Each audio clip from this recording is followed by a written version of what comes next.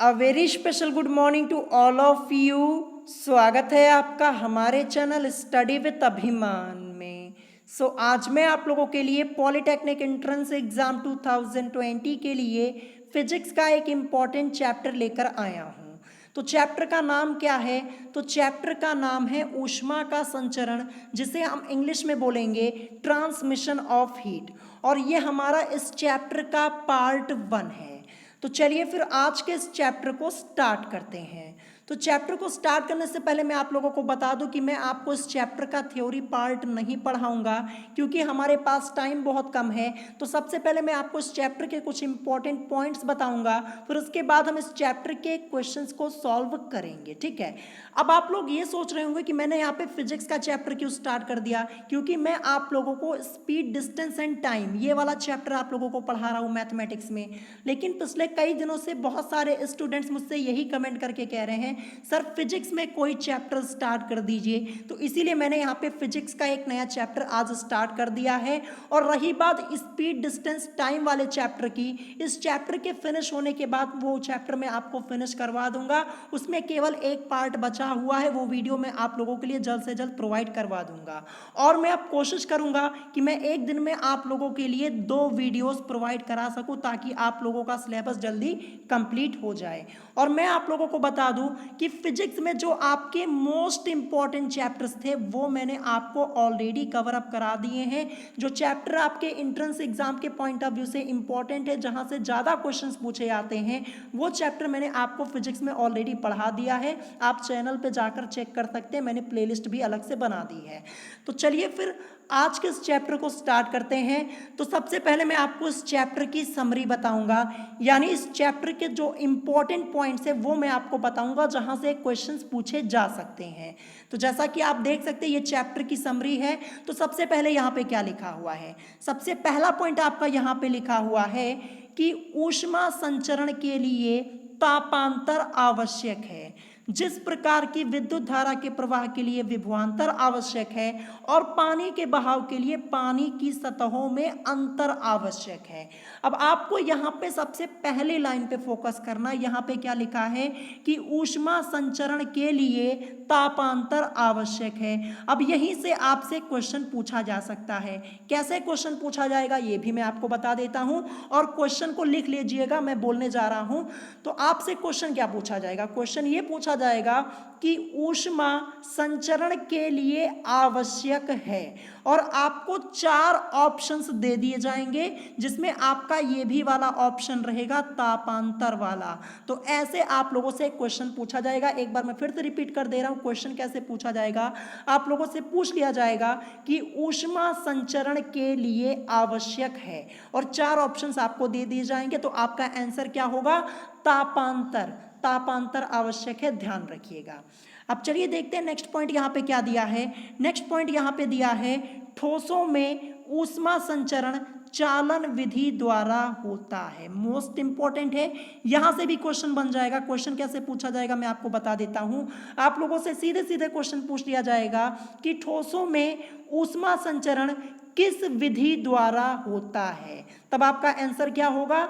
चालन विधि द्वारा होता है। ध्यान रखिएगा, जो मैं आपको यहाँ पे समरी करा रहा हूँ इसको एक बार अच्छे से पढ़ लीजिएगा।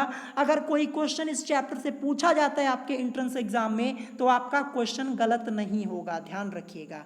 अब चलिए आगे देखते हैं, आगे यहाँ पे क्या दिया है। नेक्स्ट पॉइंट दिया है, द्रव व गैसों में ऊष्मा संचरण संवहन विधि द्वारा होता है। ये भी आपका मोस्ट इंपॉर्टेंट है, और यहां से भी आपसे क्वेश्चन पूछा जा सकता है। कैसे पूछा जाएगा? आप लोगों से पूछ लिया जाएगा कि द्रव व गैसों में ऊष्मा संचरण किस विधि द्वारा होता है। तो आपका आंसर क्या होगा? संवहन विधि द्वारा होता है। ध्यान रखिएगा, इंपॉर्टेंट है, ये क्वेश्चन आपसे पूछा जा सकता है। अब चलिए आगे देखते हैं। आगे आपका यहाँ पे लिखा है कि विकिरण विधि में ऊष्मा संचरण को किसी माध्यम की आवश्यकता नहीं होती है। ध्यान रखिएगा, यहाँ पे क्या लिखा है कि विकिरण विधि में ऊष्मा संचरण को किसी माध्यम की आवश्यकता नहीं होती है। इंपॉर्टेंट लाइन है। फिर इसके बाद यहाँ पे लिखा है कि इस विधि में ऊष्मा संचरण विद्युत चुंबकीय तरंगों के रूप में होता है। इस विधि से मतलब विकिरण विधि में, ध्यान रखिएगा। तो इस विधि में ऊष्मा संचरण विद्युत चुंबकीय तरंगों के रूप में होता है। अब चलिए देखते हैं नेक्स्ट हमारा क्या दिया है, नेक्स्ट पॉइंट। तो नेक्स्ट पॉइंट यहाँ से आपका क्वेश्चन बन सकता है, और ये क्वेश्चन मैंने आपको 2 से 3 बार पहले भी करवाया हुआ जब मैं आप लोगों का टेस्ट लेता हूँ। तो यहाँ पे क्या लिखा हुआ है कि चांदी की ऊष्मा चालकता सर्वाधिक है। ये क्वेश्चन तो आप लोगों को याद भी हो गया होगा, क्योंकि 2 से 3 बार ये क्वेश्चन मैं आपको ऑलरेडी करा चुका हूँ। तो ये भी आपकी इंपॉर्टेंट लाइन यहाँ पे लिखी है कि चांदी की ऊष्मा चालकता सर्वाधिक है। ये आपको ध्यान रखना है, इसको प्रिपेयर कर लीजिएगा। अब चलिए देखते हैं नेक्स्ट हमारा यहाँ पे क्या दिया। तो नेक्स्ट दिया है कि उत्सर्जन द्वारा प्रकाश के विभिन्न तरंग दैर्घ्यों की पहचान होती है। फिर इसके बाद नेक्स्ट यहाँ पे दिया है कि साधारण ताप पर वस्तु द्वारा केवल अवरक्त विकिरण ही उत्सर्जित होते हैं। ये आपसे क्वेश्चन के रूप में पूछा जा सकता है। ये लाइन आपकी इंपॉर्टेंट है। यहाँ पे लिखा है कि साधारण ताप पर वस्तु द्वारा केवल अवरक्त विकिरण ही उत्सर्जित होते हैं। फिर इसके नीचे यहाँ पे लिखा है कि अलग अलग ताप पर वस्तु द्वारा अलग अलग विकिरण उत्सर्जित होते हैं। फिर इसके बाद नेक्स्ट आपका यहाँ पे दिया है नेक्स्ट पॉइंट कि ऐसे पिंड जो उन पर आपतित होने वाले समस्त विकिरणों को अवशोषित कर लें आदर्श कृष्ण पिंड कहलाते हैं। अब यहाँ से भी क्वेश्चन बन सकता है। क्वेश्चन आपसे कैसे पूछा जाएगा, आपसे पूछ लिया जाएगा कि ऐसे पिंड जो उन पर आपतित होने वाले समस्त विकिरणों को अवशोषित कर लेते हैं उनको हम क्या कहते हैं, उनको हम आदर्श कृष्ण पिंड कहते हैं। ध्यान रखिएगा। फिर इसके बाद आपकी यहाँ पे मोस्ट इंपॉर्टेंट लाइन लिखी है, किंतु वास्तव में कोई भी पिंड आदर्श कृष्ण पिंड नहीं है। ध्यान रखना है आपको, वास्तव में कोई भी पिंड आदर्श कृष्ण पिंड नहीं है। अब चलिए देखते हैं सबसे लास्ट पॉइंट यहाँ पे क्या दिया है। लास्ट पॉइंट आपका दिया है कि अवशोषण क्षमता का मान 1 या 1 से कम होता है। अब ये आपसे क्वेश्चन के रूप में पूछा जा सकता है कि अवशोषण क्षमता का मान होता है, तो आपको ध्यान रखना है 1 या 1 से कम होता है। फिर इसके बाद यहाँ पे लिखा है कि यह मान सर्वाधिक 0.96 दीप काजल के लिए है। ऊष्मा के यांत्रिक तुल्यांक से अभिप्राय कार्य तथा ऊष्मा का परस्पर रूपांतरण, जैसा कि आप देख सकते हैं ये आपका यहाँ पे लिखा हुआ है। तो ये आपके चैप्टर की समरी है, इसको एक बार अच्छे से पढ़ लीजिएगा। जहाँ से क्वेश्चन बनने के चांसेस थे क्वेश्चन मैंने आपको ऑलरेडी बता दिए हैं, बस आपको इतना ही पढ़ने की ज़रूरत है इस चैप्टर में। अगर आपके पास बुक है तो आप थ्योरी भी रीड कर सकते हैं, पढ़ सकते हैं, वो आपके ऊपर है, ठीक है। हो सके तो आप थ्योरी भी पढ़ लीजिएगा इस चैप्टर की। चलिए अब मैं आपको इस चैप्टर के क्वेश्चन सॉल्व करवा देता हूँ। तो चलिए देखते हैं इस चैप्टर का सबसे पहला क्वेश्चन हमारा क्या दिया है। तो जैसा कि आप देख सकते हैं ये आपका इस चैप्टर का सबसे पहला क्वेश्चन दिया है। क्वेश्चन आपका यहाँ पे लिखा है कि दोपहर के समय सूर्य से आने वाली किरणों में अधिक गर्मी होती है, क्योंकि ये आप लोगों ने महसूस भी किया होगा कि दोपहर के समय में सूर्य से आने वाली किरणों में अधिक गर्मी होती है। आखिर इसका रीज़न क्या है, इसका कारण क्या है, ये आपको यहाँ पे बताना है। और ये क्वेश्चन आपका यूपी पॉलिटेक्निक एंट्रेंस एग्जाम 2008 में ऑलरेडी पूछा जा चुका है, और ये क्वेश्चन आपका रिपीट भी हो सकता है। क्यों रिपीट हो सकता है, क्योंकि 2008 के बाद अभी तक कभी नहीं पूछा गया है, तो चांसेस हैं इस क्वेश्चन के रिपीट होने के। तो यहाँ पे 4 ऑप्शंस आप लोगों को दिख रहे होंगे। ऑप्शन ए आपका दिया है कि सूर्य कुछ बड़ा हो जाता है। ऑप्शन बी दिया है किरणों को वायुमंडल में कम दूरी तय करनी पड़ती है जिससे ऊष्मा का अवशोषण कम होता है। ऑप्शन सी दिया है सूर्य चमकदार होता है। ऑप्शन डी दिया किरणें तेजी से आती हैं। तो ऑप्शन के अकॉर्डिंग आपका इसमें ऑप्शन बी करेक्ट हो जाएगा, यानी किरणों को वायुमंडल में कम दूरी तय करनी पड़ती है जिससे ऊष्मा का अवशोषण कम होता है। तो ऑप्शन बी आपका इसमें करेक्ट आंसर हो जाएगा, और ये क्वेश्चन आपका इंपॉर्टेंट है, दोबारा आपसे पूछा जा सकता है। अब चलिए देखते हैं नेक्स्ट क्वेश्चन। क्वेश्चन नंबर 2 यहाँ पे क्या दिया है। तो क्वेश्चन नंबर 2 आपका दिया है कि ऊष्मा किस विधि द्वारा सबसे तेजी से संचरित होती है? मोस्ट इंपॉर्टेंट क्वेश्चन है। क्या पूछा गया है कि ऊष्मा किस विधि द्वारा सबसे तेजी से संचरित होती है? चार ऑप्शंस आप लोगों को दिख रहे होंगे। ऑप्शन ए दिया है चालन द्वारा, ऑप्शन बी दिया है विकिरण द्वारा, ऑप्शन सी दिया है संवहन द्वारा और ऑप्शन डी दिया है सभी में समान, जो कि कभी नहीं हो सकता है। तो करेक्ट आंसर आपका इसमें क्या होगा? करेक्ट आंसर आपका होगा ऑप्शन बी विकिरण द्वारा। यानी ऊष्मा किस विधि द्वारा सबसे तेजी से संचरित होती है? तो विकिरण द्वारा, यानी ऑप्शन बी आपका इसमें करेक्ट आंसर हो जाएगा। इस क्वेश्चन को याद जरूर कर लीजिएगा, इंपॉर्टेंट है, पूछा जा सकता है आप लोगों से। अब चलिए देखते हैं नेक्स्ट क्वेश्चन, क्वेश्चन नंबर 3, जो कि आपका यहाँ पे एक न्यूमेरिकल दिया है और काफी इजी क्वेश्चन है। फॉर्मूला बेस्ड क्वेश्चन है, फॉर्मूला आपको याद होगा, बड़ी आसानी से आप इस क्वेश्चन को सॉल्व कर पाएंगे। तो चलिए देखते हैं क्वेश्चन यहाँ पे लिखा क्या है। क्वेश्चन लिखा है कि किसी पृष्ठ पर आपतित विकिरण 124 जूल है, इनमें से 62 जूल पृष्ठ द्वारा अवशोषित कर लिए जाते हैं, पृष्ठ की अवशोषकता ज्ञात कीजिए। आपको यहाँ पे पृष्ठ की अवशोषकता ज्ञात करनी है। बहुत इजी क्वेश्चन है, अगर आपको फॉर्मूला पता है इस क्वेश्चन को सॉल्व करने के लिए तो ये क्वेश्चन आप लोगों के लिए बहुत इजी है। तो इसके लिए फॉर्मूला क्या होता है? तो पृष्ठ की अवशोषकता बराबर आपका फॉर्मूला होता है कुल अवशोषित विकिरण और अपॉन में आपका होता है कुल आपतित विकिरण। ये फॉर्मूला याद कर लीजिएगा, क्योंकि अवशोषकता से रिलेटेड कई न्यूमेरिकल्स दिए हैं आपके इस चैप्टर में। ये फॉर्मूला याद जरूर कर लीजिएगा। पृष्ठ की अवशोषकता बराबर होता है कुल अवशोषित विकिरण और अपॉन में आपका होता है कुल आपतित विकिरण। तो यहाँ पे अवशोषित विकिरण कितना दिया हुआ है, इसका मान कितना दिया है ये देखिए। तो जैसा कि आप देख सकते हैं लिखा हुआ है कि 62 जूल पृष्ठ द्वारा अवशोषित कर लिए जाते हैं, यानी कुल अवशोषित विकिरण यहाँ पे कितना दिया है? 62 जूल दिया हुआ है। तो 62 में लिख सकता हूँ ऊपर, फिर अपॉन में है कुल आपतित विकिरण। तो आपतित विकिरण आप लोग यहाँ पे देख पा रहे होंगे 124 जूल दिया है, तो अपॉन में आपका 124 हो जाएगा। तो इसको सॉल्व करेंगे तो 2 3 जा 6 और 2 1 जा 2 हो जाएगा। फिर यहाँ पे 2 6 जा 12 हो जाएगा और 2 2 जा 4 आपका हो जाएगा, जैसा कि आप यहाँ पे देख पा रहे होंगे। अब ऊपर है 31 और अपॉन में है 62, ऊपर वाली संख्या छोटी है। तो चलिए मैं आपको डिवाइड करके दिखा देता हूँ। 31/62 था हमारा, क्या था? 31/62 था। 31 लिखा, 62 से डिवाइड करेंगे यहाँ पे, तो 31 छोटी संख्या है, तो सबसे पहले हम क्या करेंगे? यहाँ पे 0 बढ़ाएंगे, पॉइंट लगाएंगे, तब जाके हम यहाँ पे एक 0 बढ़ा सकते हैं। कितनी बार जाएगा? 62 की मल्टीप्लाई आप 5 में करवाएंगे तो आपको मिलेगा 310, यानी 5 बार जाएगा। और 310 यहाँ पे पूरा कैंसिल हो जाएगा, कैंसिल आउट हो जाएगा। मिला क्या? 0.5। मैं आपको मल्टीप्लाई करके दिखा देता हूँ। 62 गुणे 5 करेंगे तो 5 दूनी 10, कैरी यहाँ पे हासिल 1 जाएगा। फिर 6 पंचे 30 आपका होता है, एक हासिल यहाँ पे आया तो 31, यानी 310 ही तो होगा। तो 0.5 ये आपका इसमें करेक्ट आंसर हो जाएगा। चेक करते हैं 0.5 कहाँ पे दिया है। ये दिया है ऑप्शन ए में, तो ऑप्शन ए आपका इसमें करेक्ट आंसर हो जाएगा। तो जैसा कि आप देख सकते हैं यहाँ पे मैंने नीचे आपको सॉल्व भी करके दिखाया हुआ है, ऊपर मैंने आपको डिटेल में सॉल्व करके दिखा दिया। तो आशा करता हूँ ये क्वेश्चन आप समझ पाए होंगे। क्वेश्चन बहुत ईजी है अगर आपको ये फॉर्मूला याद है, ठीक है। तो इस फॉर्मूले को नोट कर लीजिएगा और याद जरूर कर लीजिएगा, क्योंकि इससे रिलेटेड कई क्वेश्चंस दिए हैं इस चैप्टर में।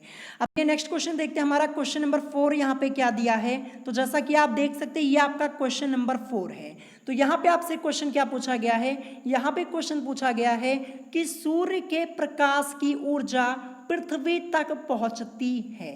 4 ऑप्शंस आप लोगों की स्क्रीन पे आप लोगों को दिख रहे होंगे। तो यहाँ पे ऑप्शन के अकॉर्डिंग आपका इसमें करेक्ट आंसर क्या हो जाएगा? तो ऑप्शन के अकॉर्डिंग आपका इसमें करेक्ट आंसर हो जाएगा ऑप्शन सी, यानी विकिरण द्वारा। ये आपका इसमें करेक्ट आंसर हो जाएगा। और जैसा कि आप देख सकते हैं ये क्वेश्चन आपका यूपी पॉलिटेक्निक एंट्रेंस एग्जाम 2014 में ऑलरेडी पूछा जा चुका है और ये क्वेश्चन आपका मोस्ट इंपॉर्टेंट है। और ये क्वेश्चन मैंने आपको 2 से 3 बार पहले भी सॉल्व करवाया हुआ है। तो सूर्य के प्रकाश की ऊर्जा पृथ्वी तक पहुंचती है विकिरण द्वारा, यानी ऑप्शन सी आपका इसमें करेक्ट आंसर हो जाएगा। अब चलिए देखते हैं next question, question number 5। Question number 5 आपसे पूछा गया है कि आदर्श कृष्णिका की अवशोषण क्षमता होती है। क्वेश्चन क्या पूछा गया है कि आदर्श कृष्णिका की अवशोषण क्षमता होती है। तो चार ऑप्शंस आप लोगों को दिख रहे होंगे। ऑप्शन ए दिया है 1, ऑप्शन बी दिया है 0, ऑप्शन सी दिया है 2 और ऑप्शन डी दिया है 0.1। तो ऑप्शन के अकॉर्डिंग आपस में करेक्ट आंसर क्या हो जाएगा? तो ऑप्शन के अकॉर्डिंग आपस में करेक्ट आंसर हो जाएगा ऑप्शन ए यानी 1, यानी आदर्श कृष्णिका की अवशोषण क्षमता होती है 1 होती है। ध्यान रखिएगा, ऑप्शन ए आपका इसमें करेक्ट आंसर हो जाएगा। और ये भी क्वेश्चन आपका जैसा कि आप देख सकते हैं यूपी पॉलिटेक्निक एंट्रेंस एग्जाम 2015 में ऑलरेडी पूछा जा चुका है। तो बड़े आसानी से आप इस क्वेश्चन को याद कर सकते हैं और इस क्वेश्चन को याद करने के सिवाय कोई चारा भी नहीं है। ठीक है, इसमें समझने लायक कुछ है नहीं, बस आपको डायरेक्ट याद कर लेना है। तो ऑप्शन ए आपका इसमें करेक्ट आंसर हो जाएगा। चलिए नेक्स्ट क्वेश्चन देखते हैं। हमारा क्वेश्चन नंबर 6 यहाँ पे क्या दिया है? तो जैसा कि आप देख सकते हैं ये आपका क्वेश्चन नंबर 6 है। यहाँ पे क्वेश्चन लिखा हुआ है कि किसी वस्तु की सतह से उत्सर्जित विकिरण की दर अनुक्रमानुपाती होती है। क्वेश्चन क्या पूछा गया है कि किसी वस्तु की सतह से उत्सर्जित विकिरण की दर अनुक्रमानुपाती होती है। तो चार ऑप्शंस आप लोगों की स्क्रीन पे आप लोगों को दिख रहे होंगे। तो ऑप्शन के अकॉर्डिंग आपका इसमें करेक्ट आंसर क्या हो जाएगा? तो ऑप्शन के अकॉर्डिंग आपका इसमें करेक्ट आंसर हो जाएगा ऑप्शन डी यानी परम ताप की चतुर्थ घात के। ध्यान रखिएगा, यानी किसी वस्तु की सतह से उत्सर्जित विकिरण की दर अनुक्रमानुपाती होती है परम ताप की चतुर्थ घात के, यानी is directly proportional to T raise to the power 4। ये रिलेशन आपको ध्यान रखना है। ठीक है, जैसा कि आप देख सकते हैं मैंने यहाँ पे लिखा E अनुक्रमानुपाती T raise to the power 4 यानी is directly proportional to T raise to the power 4, यानी ऑप्शन डी आपका इसमें करेक्ट आंसर हो जाएगा परम ताप की चतुर्थ घात के। ठीक है, इससे रिलेटेड क्वेश्चंस भी आपके दिए, अभी मैं आगे आपको सॉल्व करवाऊंगा। तो ऑप्शन डी आपका इसमें करेक्ट आंसर हो जाएगा। अब चलिए देखते हैं नेक्स्ट क्वेश्चन, क्वेश्चन नंबर 7 हमारा क्या दिया है। तो क्वेश्चन नंबर 7 आपका दिया है एक न्यूमेरिकल, बहुत ही ईजी है। क्वेश्चन क्या लिखा है कि किसी वस्तु के पृष्ठ की अवशोषकता 0.8 है, यदि विकिरण द्वारा पृष्ठ पर 5 जूल ऊष्मीय ऊर्जा आपतित हो तो वस्तु की ऊर्जा में कितनी वृद्धि हो जाएगी। तो हमें यहाँ पे जैसा कि आप देख सकते हैं वस्तु की ऊर्जा में वृद्धि ज्ञात करनी है। तो चलिए क्वेश्चन को सॉल्व करना स्टार्ट करते हैं। तो फॉर्मूला वही यूज करेंगे जो ऊपर अभी मैंने आपको बताया था। अवशोषकता बराबर फॉर्मूला क्या होता है? कुल अवशोषित विकिरण और अपॉन में आपका होता है कुल आपतित विकिरण। ध्यान रखना है। तो चलिए हम इस क्वेश्चन को आगे सॉल्व कर लेते हैं। तो यहाँ पे अवशोषकता बराबर दिया है ना, तो देखिए क्वेश्चन में हमें अवशोषकता कितनी दी है? 0.8 दी है। तो इस अवशोषकता की जगह मैं 0.8 इस वैल्यू को पुट कर दूंगा। तो जैसा कि आप देख सकते हैं अवशोषकता की जगह मैंने यहाँ पे 0.8 ये वैल्यू रख दी। फिर इसके बाद फॉर्मूले में आपका है कुल अवशोषित विकिरण, तो ये तो आपका ऐसे ही रहेगा। अपॉन में है कुल आपतित विकिरण। तो देखते हैं आपतित विकिरण कहाँ दिया हुआ है हमें। तो जैसा कि आप देख सकते हैं यहाँ पे लिखा यदि विकिरण द्वारा पृष्ठ पर 5 जूल ऊष्मीय ऊर्जा आपतित हो, तो कुल आपतित विकिरण हमें यहाँ पे कितना दिया है? 5 जूल दिया है। तो आपतित विकिरण की जगह मैं 5 जूल यहाँ पे रख सकता हूँ, ये मैंने यहाँ पे रख दिया। अब चलिए इस क्वेश्चन को हम कर लेते हैं सॉल्व। हमें ऊर्जा में वृद्धि निकालनी है। तो ऊर्जा में वृद्धि बराबर कुल अवशोषित विकिरण इज इक्वल टू आपका क्या हो जाएगा? सीधे सीधे यहाँ पे इस 5 की मल्टीप्लाई हमें करवा देनी है 0.8 में। तो 5 की मल्टीप्लाई मैं 0.8 में करवा दूं तो क्या मिलेगा? 4 जूल ही तो मिलेगा, और यही आपका इसमें करेक्ट आंसर हो जाएगा। तो हमें यहाँ पे क्वेश्चन में ऊर्जा में वृद्धि निकालनी थी। जैसा कि आप देख सकते हैं यहाँ पे हमने सारी वैल्यूज को पुट कर दिया। तो ऊर्जा में वृद्धि बराबर आपका क्या हो जाएगा? कुल अवशोषित विकिरण इज इक्वल टू इसकी मल्टीप्लाई इसमें हो जाएगी, और मल्टीप्लाई करने पर हमें क्या मिलेगा? 4 जूल मिलेगा, और यही आपका इसमें करेक्ट आंसर हो जाएगा। तो कितना इजी क्वेश्चन था, बस आपको फॉर्मूला याद है, आपको यहाँ पे वैल्यूज को रखना था और क्वेश्चन आपका हो जाएगा सॉल्व। चलिए देखते हैं 4 जूल कहाँ दिया है, तो ये आपका दिया है ऑप्शन बी में, तो ऑप्शन बी आपका इसमें करेक्ट आंसर हो जाएगा। तो चलिए देखते हैं नेक्स्ट क्वेश्चन हमारा, क्वेश्चन नंबर 8 यहाँ पे क्या दिया है। तो क्वेश्चन नंबर 8 आपका यहाँ पे दिया है कि पूर्णतः कृष्ण पिंड की अवशोषकता होती है। क्वेश्चन क्या पूछा गया आपसे यहाँ पे आपसे पूछा गया है कि पूर्णतः कृष्ण पिंड की अवशोषकता होती है। तो इसमें आपका करेक्ट आंसर क्या हो जाएगा, इसमें आपका करेक्ट आंसर हो जाएगा ऑप्शन ए यानी 1 होती है, पूर्णतः कृष्ण पिंड की अवशोषकता होती है 1, ऑप्शन ए आपका इसमें करेक्ट आंसर हो जाएगा। अब चलिए देखते हैं नेक्स्ट क्वेश्चन, क्वेश्चन नंबर 9 आपका यहाँ पे क्या दिया है। क्वेश्चन नंबर 9 ये आपका मोस्ट इंपॉर्टेंट है, ध्यान रखिएगा, ये आपसे पूछा जा सकता है। क्वेश्चन आपका दिया है कि चाय बनाने में ऊष्मा का संचरण किस प्रकार होता है। आपसे यहाँ पे पूछा गया है कि चाय बनाने में ऊष्मा का संचरण किस प्रकार होता है। विकिरण द्वारा नहीं हो सकता है, ध्यान रखिएगा, विकिरण तो यहाँ पे हो ही नहीं सकता। फिर ऑप्शन बी आपका दिया है चालन द्वारा, ये भी नहीं हो सकता। तो बचा आपका ऑप्शन सी यानी संवहन द्वारा। ऑप्शन सी आपका इसमें करेक्ट आंसर हो जाएगा, यानी चाय बनाने में ऊष्मा का संचरण किस प्रकार होता है, संवहन द्वारा होता है। ऑप्शन सी आपका इसमें करेक्ट आंसर हो जाएगा। क्वेश्चन आपका इंपॉर्टेंट है। अब चलिए देखते हैं नेक्स्ट क्वेश्चन, क्वेश्चन नंबर 10। तो क्वेश्चन नंबर 10 आपसे यहाँ पे पूछा गया है कि ठोसों में ऊष्मा का संचरण किस विधि द्वारा होता है। अभी मैंने आपको ये चैप्टर समरी में बताया था, जब मैं आपको ऊपर चैप्टर की समरी बता रहा था तो वहां पे मैंने आपको ये बताया था। और देखिए ये क्वेश्चन आपके सामने यहाँ पे है, ठोसों में ऊष्मा का संचरण किस विधि द्वारा होता है। तो ऑप्शन के अकॉर्डिंग आपका इसमें करेक्ट आंसर क्या हो जाएगा, तो ऑप्शन के अकॉर्डिंग आपका इसमें करेक्ट आंसर हो जाएगा ऑप्शन सी यानी चालन विधि द्वारा होता है। ठोसों में ऊष्मा का संचरण किस विधि द्वारा होता है, तो ठोसों में ऊष्मा का संचरण चालन विधि द्वारा होता है। ऑप्शन सी आपका इसमें करेक्ट आंसर हो जाएगा।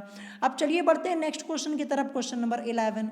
तो क्वेश्चन नंबर 11 आपका एक न्यूमेरिकल दिया है और ये भी बहुत ही ईजी है। क्वेश्चन क्या है कि एक पृष्ठ की अवशोषकता 0.4 है, इस पर आपतित 10 जूल ऊष्मा में से कितनी परावर्तित हो जाएगी। यहाँ पे परावर्तित पूछा हुआ है। तो चलिए इस क्वेश्चन को हम सॉल्व करना स्टार्ट करते हैं। तो सबसे पहले हम क्या करेंगे, यहाँ पे अवशोषित विकिरण निकालेंगे। तो अवशोषित विकिरण बराबर आपका होता है अवशोषकता गुणे आपतित विकिरण। तो क्वेश्चन में आप देख पा रहे होंगे अवशोषकता आपको कितनी दी है 0.4, तो अवशोषकता की जगह मैंने 0.4 रखा। फिर उसके बाद गुणे आपतित विकिरण होता है। तो आपतित विकिरण जैसा कि आप देख सकते हैं यहाँ पे 10 जूल दिया हुआ है, तो 0.4 की मल्टीप्लाई 10 में करवाएंगे आपको मिलेगा 4 जूल। तो जैसा कि आप देख सकते हैं हमने यहाँ पे अवशोषित विकिरण निकाल ली 4 जूल, जैसा कि आप यहाँ पे देख पा रहे होंगे। हमसे पूछा है कि कितनी परावर्तित हो जाएगी, यानी हमें यहाँ पे परावर्तित विकिरण निकालना है। तो परावर्तित विकिरण निकालने के लिए हमें कुछ नहीं करना, जैसा कि आप देख सकते हैं यहाँ पे आपका आपतित, इस पर आपतित 10 जूल ऊष्मा में से, ठीक है। तो आपतित विकिरण जैसा कि आप देख पा रहे होंगे यहाँ पे कितना दी है 10 दिया है, 10 जूल दिया है, ठीक है। और हमने यहाँ पे अवशोषित विकिरण कितनी निकाली, 4 निकाली ना, इसी 10 में से 4 को लेस कर देंगे तो क्या आएगा, 10 में से 4 को लेस कर दूंगा आएगा 6 जूल। ये आपका इसमें करेक्ट आंसर हो जाएगा। ये हमसे यहाँ पे पूछा हुआ था परावर्तित विकिरण। तो परावर्तित विकिरण निकालने के लिए हमें कुछ नहीं करना था, जो आपको यहाँ पे आपतित विकिरण की वैल्यू दी थी 10 जूल, ये मैंने ली। और जो हमने यहाँ पे अवशोषित विकिरण निकाली 4 जूल, इसी 4 जूल को इसमें से लेस कर दिया, हमें मिला 6 जूल। ये आपका इसमें करेक्ट आंसर हो जाएगा। तो ऑप्शन में चेक कीजिए, ऑप्शन ए आपका इसमें करेक्ट आंसर हो जाएगा। एक बार इस क्वेश्चन की प्रैक्टिस कर लीजिए, क्वेश्चन आपका गलत कभी नहीं होगा। चलिए अब देखते हैं नेक्स्ट क्वेश्चन, क्वेश्चन नंबर 12 हमारा यहाँ पे क्या दिया है। तो क्वेश्चन नंबर 12 आपका यहाँ पे दिया है कि यदि किसी पिंड का परम ताप 3 गुना कर दिया जाए तो उससे उत्सर्जित ऊष्मीय विकिरण की दर कितनी गुनी हो जाएगी। तो अभी ऊपर मैंने आपको क्या बताया हुआ था, E is directly proportional to T⁴ होता है। अभी ऊपर मैंने आपको एक क्वेश्चन आया था, वहां पे मैंने बताया हुआ था। तो मैं आपको बता दूं यहाँ पे परम ताप की बात हो रही है। जो T होता है, T का मतलब क्या होता है, परम ताप होता है, ध्यान रखिएगा, ठीक है। जो यहाँ पे E is directly proportional to T raise to the power 4 है, इसमें T आपका क्या है, T आपका यहाँ पे परम ताप है, ध्यान रखिएगा, ठीक है। या फिर इसको हम ऐसे भी लिख सकते हैं, E is equal to T raise to the power 4, ऐसे भी हम इसको लिख सकते हैं। तो यहाँ पे क्या कह रहा है, यहाँ पे कह रहा है कि यदि किसी पिंड का परम ताप 3 गुना कर दिया जाए, पिंड का परम ताप, तो मैं यहाँ पे फिर से लिखता हूँ E is directly proportional to T raise to the power 4।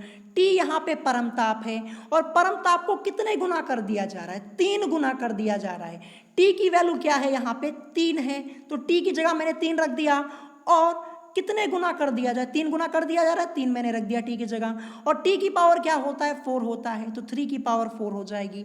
और जब आप 3 की पावर 4 को सॉल्व करेंगे, यानी 3 की मल्टीप्लाई आपको यहाँ पे 4 बार करवानी है, यानी 3 गुणे 3 गुणे 3 गुणे 3 4 बार करवाना है, तो 3 3 जा 9, 3 जा 27, 3 जा 81 होता है, यानी यहाँ पे 81 गुनी, ये आपका इसमें करेक्ट आंसर हो जाएगा। सिंपल सा क्वेश्चन है, ऑप्शन में चेक कीजिए 81 गुनी कहाँ दी है, ये आपका दिया है ऑप्शन बी में, तो ऑप्शन बी आपका इसमें करेक्ट आंसर हो जाएगा। बस आपको यहाँ पे एक रिलेशन याद करना है, E is directly proportional to T raise to the power 4 होता है, जहाँ पे T आपका क्या होता है, T आपका परम ताप होता है, ठीक है। ये आपको ध्यान रखना है, जब भी आपसे इस टाइप का क्वेश्चन पूछा जाए बड़े आसानी से आप सॉल्व कर पाएंगे, ये रिलेशन आप अच्छे से प्रिपेयर कर लीजिएगा। अब चलिए देखते हैं आज का last question, question number 13। Question number 13 आपका दिया है कि किसी वस्तु का परम ताप 2 गुना कर दें तो उसकी उत्सर्जित ऊष्मा की दर हो जाएगी। फिर से यहाँ पे परम ताप की बात हो रही है, E is directly proportional to T raise to the power 4, ये आपका होता है। अब यहाँ पे T आपका होता है परम ताप, ठीक है।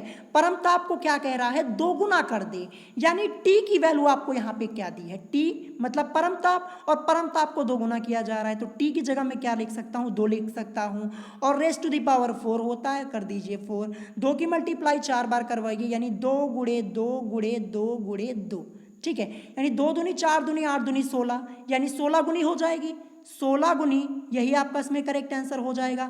तो इस तरीके से आप सिंपल वे पे क्वेश्चन को सॉल्व कर पाएंगे। आपको यहाँ पे डिटेल में जाने की जरूरत नहीं है, आपका आंसर यहाँ पे जल्द से जल्द मिलना चाहिए, और ये तरीका एकदम सटीक है, आपको आंसर हमेशा करेक्ट मिलेगा। तो 16 गुनी कहाँ दिया है, ये दिया है ऑप्शन ए में, तो ऑप्शन ए आपका इसमें करेक्ट आंसर हो जाएगा। बस आपको इस रिलेशन में ये ध्यान रखना है कि जो E is directly proportional to T raise to the power 4 होता है, यहाँ पे T आपका क्या होता है, T आपका परम ताप होता है। तो आपको यहाँ पे परम ताप हर एक क्वेश्चन में दिया रहेगा, जैसा कि आप देख सकते हैं ऊपर वाले में परम ताप 3 गुना किया जा रहा था, नीचे वाले में परम ताप 2 गुना किया जा रहा है। तो परम ताप मतलब T की वैल्यू आपको दी है, यहाँ पे 2 गुना कर रहा था, तो T की जगह 2 ये रख दिया, और पावर 4 ये तो रहेगी, सॉल्व कर लीजिए, 16 गुनी आपको आंसर मिल जाएगा। तो ऑप्शन ए आपका इसमें करेक्ट आंसर हो जाएगा। तो आशा करता हूँ आप इस क्वेश्चन को समझ पाए होंगे। तो आज की इस वीडियो मैंने आपको यहाँ पे टोटल 13 क्वेश्चन सॉल्व कराए हैं। अगर कोई क्वेश्चन आपको नहीं समझ में आया है तो आप मुझसे कमेंट करके पूछ सकते हैं। तो अभी ये चैप्टर हमारा कंप्लीटली फिनिश नहीं हुआ है, नेक्स्ट पार्ट में मैं आपको ये चैप्टर कंप्लीटली फिनिश करवा दूंगा।